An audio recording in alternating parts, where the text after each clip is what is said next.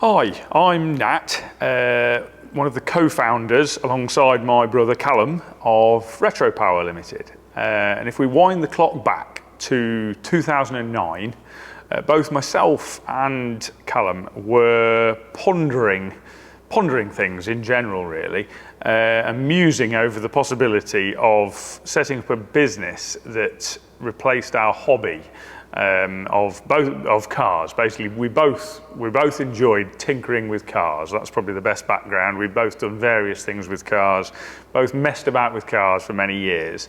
Our backgrounds were quite different. Cal was in the hospitality trade. He was a bars and cellar manager at a hotel.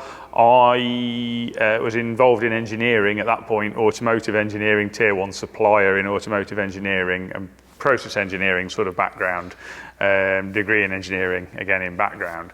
But we were both musing over what to do. Both of us had sort of hit a point with our jobs where we were happy to carry on, but equally we thought if we're going to make a change, now's the time to do a change. And it was at that point, it was 2009, bit of economic doom and gloom going on, and we both thought, you know what, this is probably a good time for a change. Why not? If not now, then probably never. And we decided to set up RetroPower, initially basically taking on whatever work we could. I think we both had an idea at the back of our minds that there must be a market for old cars that work properly. Basically, old cars revised to work in a modern world. But that was very much at the back of our minds back then. You know, we didn't set out and borrow a pile of money and have a great forward vision of that process. We just set out to make money in any way we could in the early days, basically to get a business running without a pile of debt. We didn't really borrow any money. And we started doing whatever work would come through the door. So we welded sills on old vehicles, and we did basic restorations on cars that, you know, now I'd look back on and say were rather crude. And we did whatever work would come through the door for a period of time. And then we managed to get our first client build, our first ground-up build for a client, and that went very well. We were very pleased with that. That was the first full build really was an Opel Ascona 400 replica, and that went very well, and we were very pleased with the result, and the customer was very pleased with the result. He still has the car now, and yeah, that was in 2010 that we carried out that. And really things then moved on from there. We had a great desire to always do everything a little bit better, as I think most people would do. Every time you do a job, you decide to revise how you did it and improve it. And we've probably taken that to the nth degree through all of these vehicles that we've built over the years, of which there are probably around 100 when we sort of when we backtracked and tried to review what had happened over the years. And we've tried to learn from each vehicle as we've gone. How to do it better. So we're always pushing in new directions to try and improve how we do things. Probably at the detriment of our own profitability, to be quite honest. However, it does make us very happy to do that, and it's very satisfying to do that. And personally, I'd probably rather have that than a huge profitability and a short run of business followed by a fade away, which is all very common. So yeah, that was the background to the early years, and then as time's marched on, we've bought equipment. The equipment you can see around us, we've bought that over time, again without debt. We've bought that over time to enable us to carry out nearly all of our processes in-house. We became very allergic to contracting work out at quite an early stage. We were let by, without going into details, we were let down by a number of people in a number of areas when we subcontracted work out, and we decided that actually it seemed like we were capable of doing the work that we were subcontracting out in-house to just as good a standard, and then we would be able to draw the profit from that work, and also put our hands in the air and sort it out when it went wrong, as we inevitably had to put the work right that the subcontractors had done poorly ourselves anyway, and then we hadn't got the profit from that. So that was a reason for sort of pulling so many processes in-house. And I think we're in a fairly rarefied market in the UK of being a business that carries out quite so much work under one roof. You know, the car doesn't need to leave this site at any point through its construction process.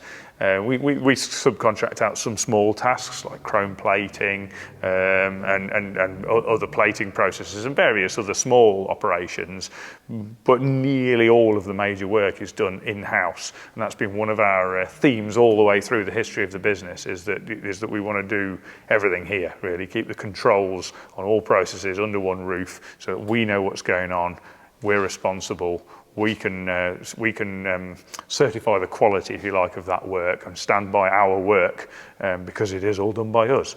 And that's really the background to that. And then fast forwarding a few years, probably to let's say 2013, probably another pivotal point in the company was the point when we were commissioned by Gordon Murray to build him a Mark 1 Escort. And that really pulled us forward again in that he entrusted us completely, and he gave us a completely free hand to build that car in any way we wanted. There was no limitation on what we could do really, other than within a few basic design constraints, and there was no limitation financially on that car. He gave us free rein, and that was a new world for us, being given completely free rein with a car. And we used that to our advantage and to his car advantage to be able to push ourselves technically on that car and to allow us to develop things that we wouldn't have otherwise been able to do. And then we've carried on with that. So we've pushed our abilities to be able to do 3D printing work, to do our in-house design work.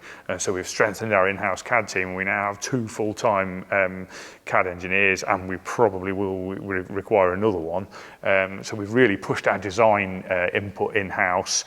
And then Cal has picked up a lot of the aesthetic design side of the business, which is extremely relevant. As the projects have moved on from that sort of point onwards, more and more basic actual car design has been done here, and we've developed more and more processes. So for example, the carbon fibre work. Now, we don't actually carry out the carbon fibre lamination here on site. We can do basic parts, but nearly all of that is carried out by a subcontractor who we trust very well and have worked with quite a lot. But the design of those parts is done in-house, the tooling design for those parts is done in-house, and more importantly, all the surfacing of the final designs for the vehicle to enable those parts to be carried out is also done in-house. So we've got all the control here. And that's really the background to that. As fast forwarding now to the present, we can now pretty much go from the stage of a blank sheet of paper, design an entire vehicle from that blank sheet of paper and build what would be termed a first prototype almost entirely in-house. And that's a fair step forward from 2009 when we were basically doing up cars. It's quite an exciting point for us to be at. We have a large team here now, an ever-growing team, and a very faithful and dedicated team as well. We've got a lot of people here that have been here with us a long time. And also want to work for us, I think, by and large, in that I'm sure a lot of them could go and get a job somewhere else quite readily. But what we do here is fairly unique, and I think a lot of our staff recognise that and enjoy that challenge every day of basically Carl and I throwing new things at them and saying, there, why can't we do that? Which keeps people excited and keeps them on their toes, I think, probably. And yeah, that really takes us right to the current, where we are more or less a very small volume car manufacturer.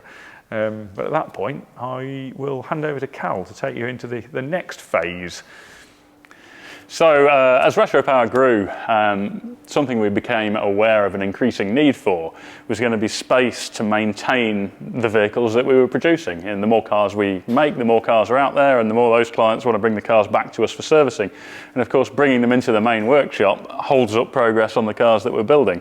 We're essentially creating a space in almost a production line to bring a car back in for maintenance. And this is an ever-growing problem. We also have the problem that we don't have a clean space for detailing and preparing cars for handover, and also just photographing them. Taking decent videos and photos is something we kind of was just a distant dream, because everywhere around the Retro Power facility is not particularly photogenic because we're doing blasting and metalwork. You know, it's not a particularly clean environment. It's perfectly clean to build cars in, but it's difficult to keep them in immaculate condition and have a well-lit area to photograph them and video them. So we had both of those kind of growing thoughts in our minds. And then also upholstery. We'd been subbing upholstery out for a very long while, but with the level we're going to in terms of making custom interiors almost completely from scratch now. We're starting with just a scan of the car's interior, designing and building all of the parts, whether they're machined parts, 3D printed parts, etc. Having an upholsterer on site, so the relationship between the person designing the parts and the upholsterer can be incredibly close. So the upholstery guy can say, look, I want that seam to sit here, make an allowance in the part for it, etc. Also was something that was coming to the fore. And so something just fell into place one day where, you know, Nat and I were talking about all of these things we wanted. And then we met a guy named Richard, who was an upholsterer. He's been an upholsterer all his life. And we just clicked. And this was the first time I felt like, you know, this is the guy who could run Retro Power's upholstery department. And then actually almost simultaneously to that, we met Nick. And he actually approached us originally just discussing a mechanics role. And Nat and I, again, immediately clicked with him, and we felt, probably for the first time, this would be a guy who could run something that represents Retro Power, but fairly self-contained, manage it himself, face the customers, but most importantly, represent and maintain the quality and attention to detail that we've become known for. And then the third sort of star that aligned was that a unit came up for sale. A unit came up for sale. I wish it came up for sale. It came up for rent. And it was just the perfect unit, perfect layout, really nice, clean, in a presentable area. And it just felt like those stars aligned such that we needed to take advantage of that, and that's where the Den was born. And the ethos was that we could carry out the things that we'd wanted to do at Retro Power that we were unable to do, but we could also offer those services to the wider audience, to the general public. So the upholstery area was born upstairs on the mezzanine. We're kitting out the downstairs as a maintenance workshop, which will be for Retro Power ongoing maintenance, but also for the general public. We're also creating a detailing bay, again, to allow us to detail Retro Power builds, but also that's a service we'll be offering. And we're going to create a nice, clean, well-lit area that we can do photo and video shoots. And then to top it all off, one of the other things we've wanted to do was create an event space. It's really born out of the fact that at Retro Power, we're kind of knuckled down, blinkers on, working on cars all the time, and sometimes lose the fun of that a little bit. And you know, historically, we've done the odd show, but the cost and stress of taking cars to shows is massive, and it struck us, well, why don't we just bring the shows to us? We can do events. If we've got a nice little event space, we can do events where we get a Retro Power car on display, bring an audience down to see it, we can do photos, videos, chat about the car, just make a good time of it. And again, that's something we can offer to other people. So, you know, people in car clubs, other companies can organise events, because we've got a nice space to do that. And essentially, that is where the concept for the Den was born. Hello, and welcome back to the Den. If you've been following my brother Nat and I for a while, following our Retro Power escapades, you'll no doubt be aware that this is our new facility. We've set up to take on mechanical work and upholstery work, and a variety of other smaller, more concise standalone services compared to the big car builds we're doing at Retro Power. What you might have wondered is how on earth Nat and I are going to cope running two businesses, and how we're going to keep on top of those two businesses, and the answer is we're not. This business, the Den, is going to be headed up by somebody different, and that somebody different is Nick Byers next to me. Hello. No stranger to mucking around with cars, as are Nat and I. No, not at all. 25 years, I believe. Yeah, 25 years, motor trade, automotive, motorsport. Most recently with Tolman Engineering. Mm-hmm. So if you're an Instagrammer, you may have seen me doing some little videos on their channels. Mucking around with 205s? Mucking around with a lot of very nice, very good 205s, yes. Yeah, very much enjoyed all that. Previous to that, a bit of F1 experience with Red Bull. and a bit of simulator work, and motorsport, mechanic, doing all sorts of different things, GT cars, Porsches, Ferraris, a lot of single-seater stuff, international, a little bit in America, which is good fun, and Mercedes-Benz OEM trained in dealers before that. So up to diagnostic technician and accredited to the Institute of Motor Industry as well. Yeah, and you'll notice also quite good at coming across well on camera, talking about what you do well, and we're going to see an awful lot more of Nick over the coming weeks. Absolutely, you will. We'll see you again soon. So here at the Den, one of the primary things we're doing is mechanical work, so service and maintenance of your car, your specialist vehicles, maybe something slightly unusual. You can't find anyone else to look after with the kind of love and the care that you want. So we'll start off with our clients doing a really full in-depth inspection of the car. So we'll look at everything mechanical on the car, we'll look at the paint and the bodywork, we'll see what the interior is like, we'll do an engine health check, we can do a set down on the suspension, see what the suspension is doing, and if it's required and requested, we can go on the dyno as well and see what the engine's doing. From that side, we can then compile a really comprehensive report for you, which we can go through with you. We can understand how you want to use the car, what you want from the car, and anything you might need addressing immediately. So if you know something's not quite right or you're not happy with something, we can look at those things straight away. We can then devise a bespoke service schedule for your car, looking sort of into the future. So if, for example, you might be going on a road trip through Europe next year, or you might be going to a special show that you want to show the car off at, we can make sure the right service jobs and the right maintenance and preparation is done on your car for those specific events. So all the maintenance and servicing that we do on your car is recorded on an app and an online portal that we use. So that means all the photos, videos and written updates that we do on everything to do with your car is recorded. At the same time, we'll give you a bespoke service book for your car, and every time we do some work, there'll be a QR code in the book, and you can scan that QR code and it will take you to that update, and you can see all the photos and the videos and the written updates for that particular piece of work. Welcome to the Den's detailing booth, and this is where we're able to offer our customers any level of detailing on their vehicle. So right through from a basic wash, decontaminate, underbody clean and interior valet, right up to paint correction and ceramic coating to essentially bring the best out of your paintwork and protect it as long as possible. Now all of these jobs start with an inspection carried out here, so we can really understand the condition of the paint on the car and make an analysis of it, and be able to present the results of that and give you options. So not everyone is going to be able to afford to go for the absolute top-notch job on the paintwork. So we can present, you know, this is option A, option B, option C, and we can decide which way you want to go. And talking about the booth specifically, one thing that's worth mentioning in here is the lighting we've done, and we've kind of done a two-fold lighting system in here, because there are two different lighting requirements for working on a car in terms of paintwork.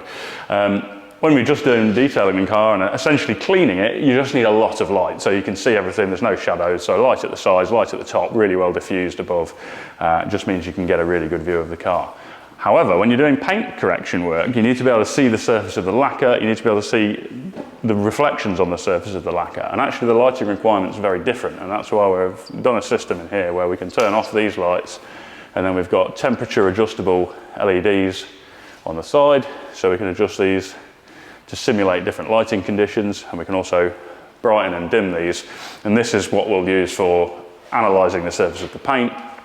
Yeah, both for the initial inspection and also during the course of doing the paint correction work, and just allows us the perfect environment to do that. So yeah, if you want us to do some detailing work on your car, please get in touch. So here at the Den, we're also offering mechanical upgrades. One of the key things is to modernise and upgrade your classic car, maybe your retro classic car from the 80s, 90s. So it's kind of non-invasive and less invasive work than might be needed for a full restoration. And what we want to do is enhance the driving experience of those older cars and modernise that driving experience. So that might be fuel injection conversion on a car that's got carburetors. It might be an ECU upgrade to something a bit more modern, a bit more technology. Do power steering upgrades. If you've got a classic car with really heavy steering, we can do that. We can do bespoke suspension packages to make the suspension more compliant, a bit easier to live with, and also gives you a bit more adjustability. Brake packages, we can do bespoke brake packages. So for example, the Audi Quattro behind me, we are doing a 6-speed gearbox conversion on this. We're also doing a new suspension package for it. And a new big brake package for it. So we're going to be going to a slightly bigger wheel with some upgraded brakes to increase the efficiency of the brakes for how the customer wants to use the car, which is mostly on track. Also, we can do electrical upgrades. So that might be a complete rewire, a whole new loom for the car, including a PDM module. So get rid of all the fuses, get rid of all the unreliability out of the system, make it much more efficient. We can do audio upgrades, LED light upgrades, all that sort of thing as well. How's it, everybody? Hope you're doing all well. Just going to tell you a bit what we have to offer here upstairs in the den. It's the usual. Some of you might know, some of you don't. I'm the interior guy here, so we look after all your trim requirements and a little bit more, if I could put it that way. I'm going to quickly list all the main items or components or areas that goes into a vehicle. You've got seats, you've got door cards, you've got center consoles, you've got parcel shelves, you've got dashboards, you've got gaiters, roof linings, sunroofs, carpets, boot environment. I think I've got them all.